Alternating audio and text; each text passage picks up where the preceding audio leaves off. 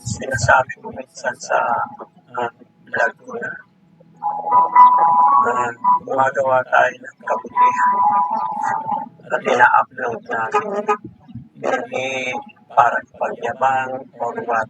Ang gusto rin natin, isa sa mga layunin natin is para maging magandang halimbawa, pamarisan.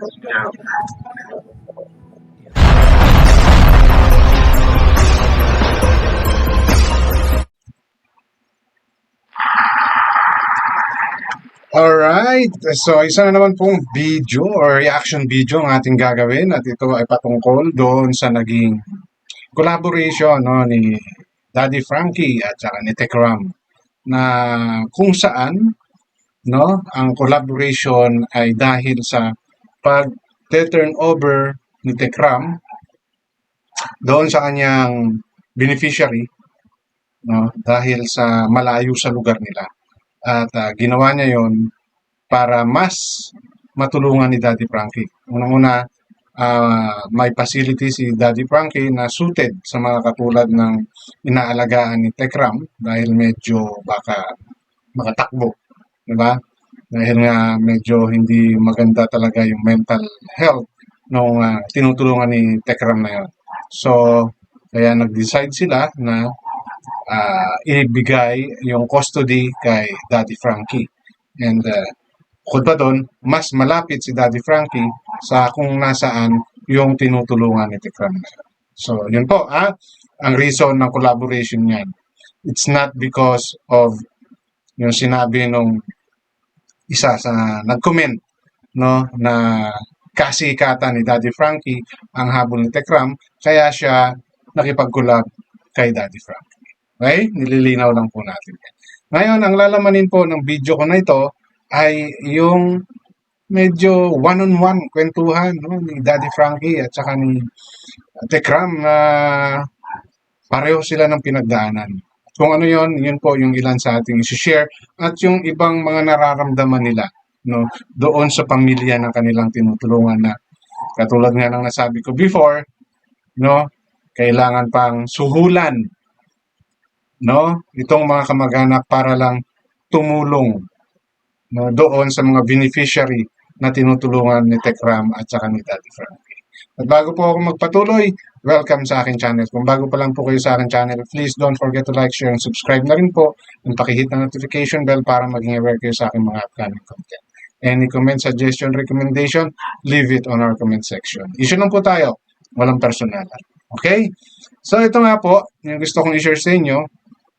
And allow me to play the portion wherein nabanggit nga ni Tekram at saka ni Ranil yung kanilang mga saloobin about doon sa mga nagiging reactions ng mga pamilyang kanilang tinutulungan at yung dahilan ng kanilang pagtulong. And dito, sa kwentuhan nila na to, pareho silang dumanas na nawala ng negosyo. Diba? Alam natin si Tekram kaya tuluyang nakapag-focus sa pag-vlogging, sa charity vlogging niya is yung pwesto nila sa Isitan. Diba?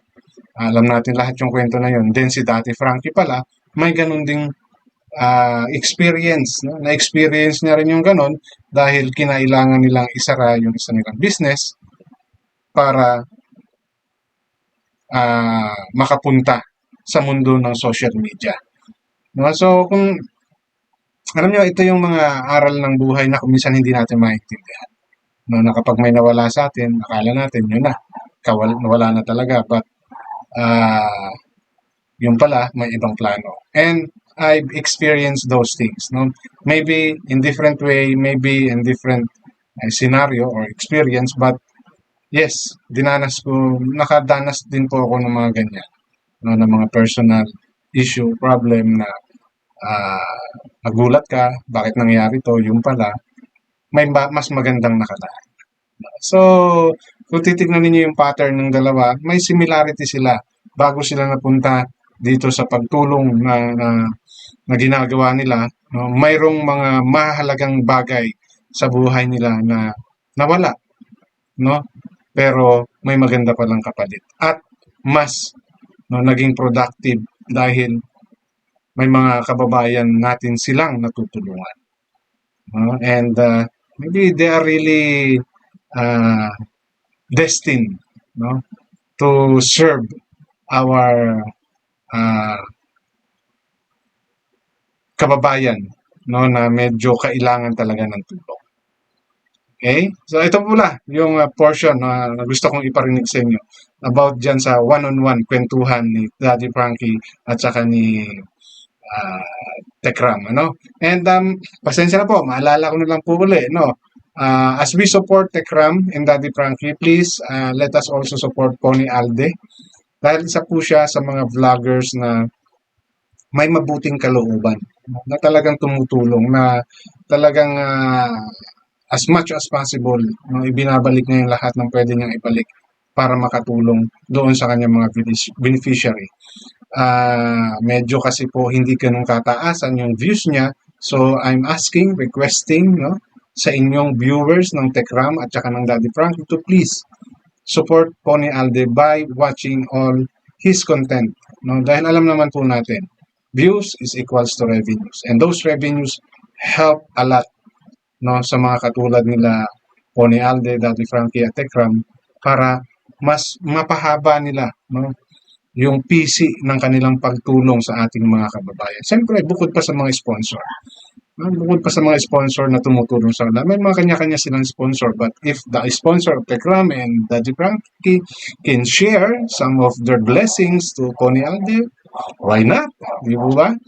So, yun po, sa makakapanood po ng video ko na to, na supporters ng Tekram at ng Daddy Frankie, please help us also to support Pony Alde on all his content. Okay? So, ito na. Totoo na po to. Yung gusto kong iparinig sa inyo.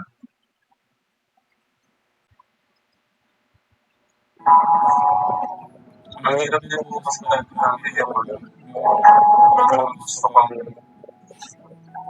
yung gusto kong tulungan pero walang pamilya. Walang support. Kasi kagaya po pupunta natin. Hindi mo alam, mahirap pumamusga kasi parang sila sa hindi sila natutuka for Tama yun. Yung gusto mong sabihin, sir, experience ko na yan. Marami na tayo. Yan. Kasi gusto mo na tulungan, pero yung family, walang participation. And then, yung iba parang walang pakialam sa kapatid, walang pakialam sa kamag-anak. Sir, mag-iigit lang ako. Kasi ano ko po dito mo? Sorry.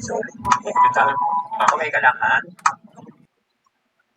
So, alam nyo kaya ko po nasasabi before na mahirap tularan si Daddy Frankie or si Tekram, because of their patience.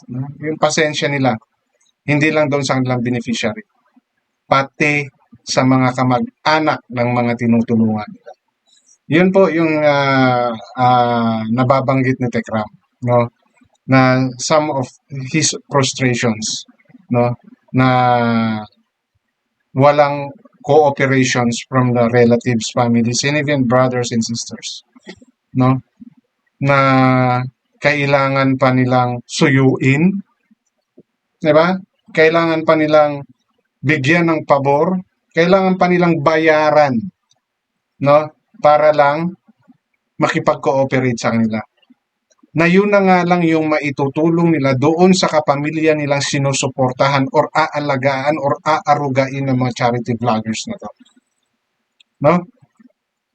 Tapos may mga susulsul pa ng mga kapitbahay o kakilala na kapag nakita itong si vlogger na to doon at finiture yung kapatid nila or kung sino man doon sa lugar na yon at alam nilang nag-viral, sinusulsulan nila yung mga kamag-anak na manghingi ka rin kasi malaki yung kinita niyan. Diba? Totoo na po yan. Alam na, talamak na dito yan sa mga charity vloggers. Kaya nga nababanggit ni Tekram at saka ni Daddy Frankie. Diba? Na parang walang pakialam yung mga kamag-anak doon sa tinutulungan nila. Ang dami ng example niyan. Latest, si Oliver. Di ba? Hmm. Isa yan sa masasabi nating inabandona, di ba? Ng mga kapatid. Anong nangyari ngayon? Dahil sa nag-viral si Oliver, maraming nakasaksi sa paghihirap na dinanas ni Oliver na for how many years nakakulong at yun yung naging itsura na napaayos ni Daddy Frankie. Si Ansing.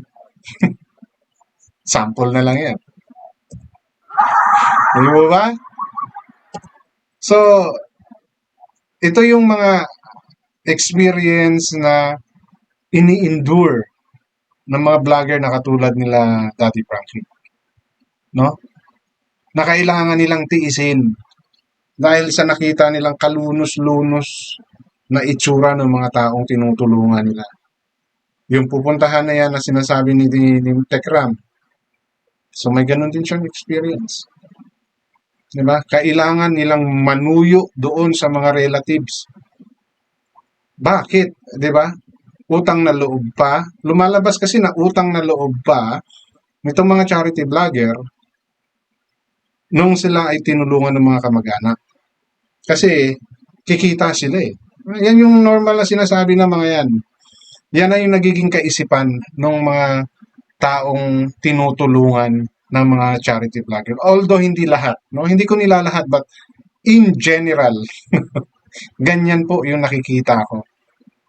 No, I've been a reactionist or nagre-reaction po ako sa iba't ibang mga charity vlogger and I saw a lot of things na may ganito na kailangang bayaran yung araw nila dahil umabsent sila sa trabaho nila.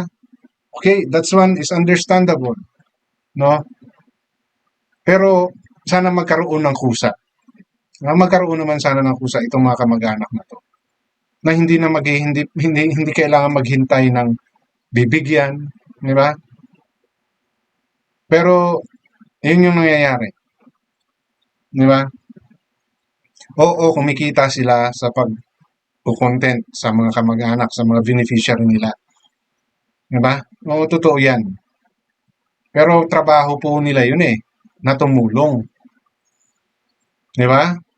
So sa pagtulong nila na yan, kailangan nila ng panggastos. So saan sila kumukuha? Doon sa mga taong may mabubuting kalooban plus the revenue that they have. At yung revenue naman po yan, hindi naman napupunta lahat kay Daddy Frankie at kay Tekram yan eh. Mayroon silang mga tao. Diba? Yung mga kasama nila na yan sa tingin nyo, hindi nila pinasusweldohan yan o hindi yan inaabutan. Diba? Mag-spend ng oras yung mga videographer, editor, no? Video editor, for nothing. So, tingnan po natin yung ganung aspeto. No? Kaya, hindi po lahat iaasa natin doon sa mga charity vlogger. Ginawa po nila yan dahil nakita po nila yung kalunos-lunos na itsura ng inyong mga kamag-anak kung kayo man po ay isa sa mga naging kamag-anak ng mga beneficiaries. No? Pero isipin nyo kung bakit nila ginawa yan. Dahil alam nila may tsansa pa. Binibigyan po nila ng bagong tsansa yung inyong mga kamag-anak na nawala sa katinuan na nangailangan ng tulong.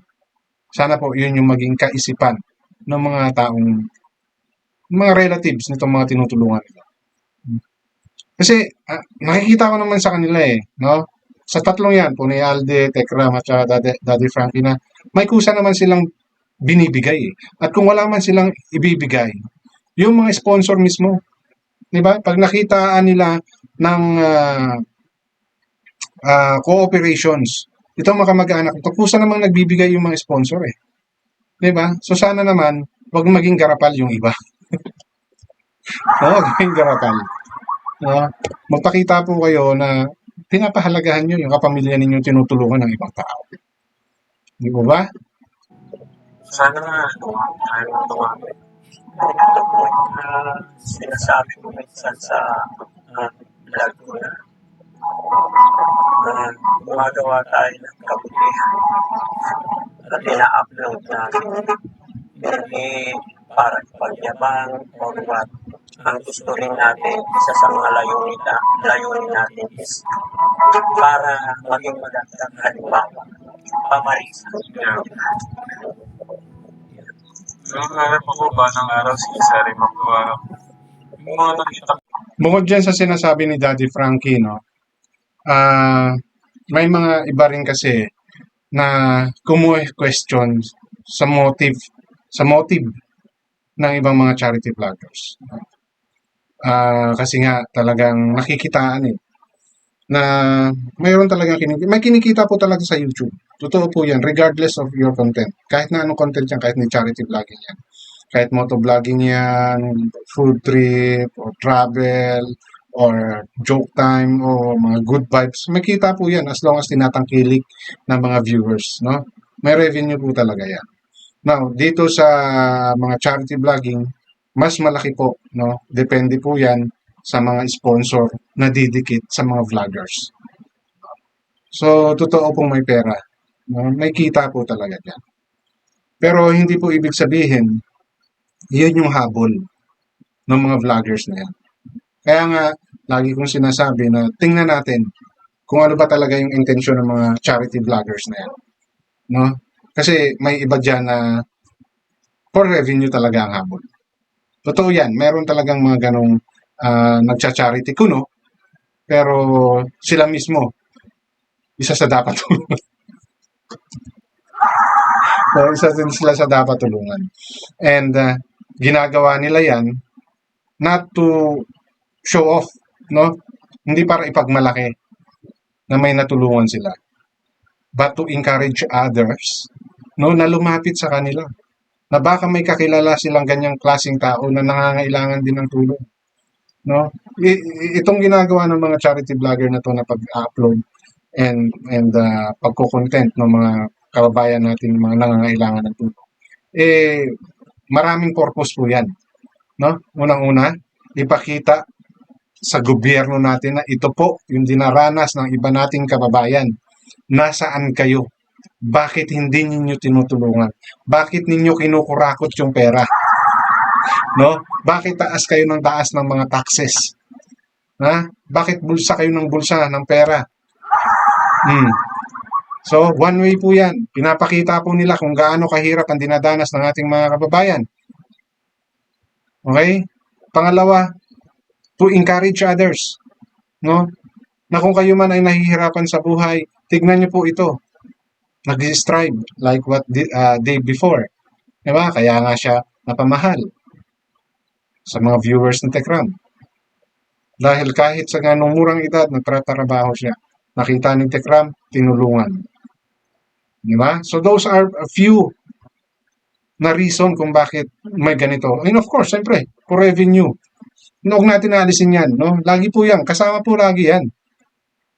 Pero siyempre, those are just secondary or hindi po talaga yun yung unang in-name ng mga taong ito. No? Balikan niyo po yung mga nakaraan ni Daddy Frankie at saka ni Tekram. Both of them, wala pa silang mga channel sa YouTube, tumutulong na sila. So, it's not about the revenue ang after nila. No? Kumbaga, secondary na lang nila yon. And, syempre, ngayong lumalaki sila, kailangan nila ng tao na tutulong sa kanya. So, kailangan niya mag-hire. And saan niya kukunin yung pambayad?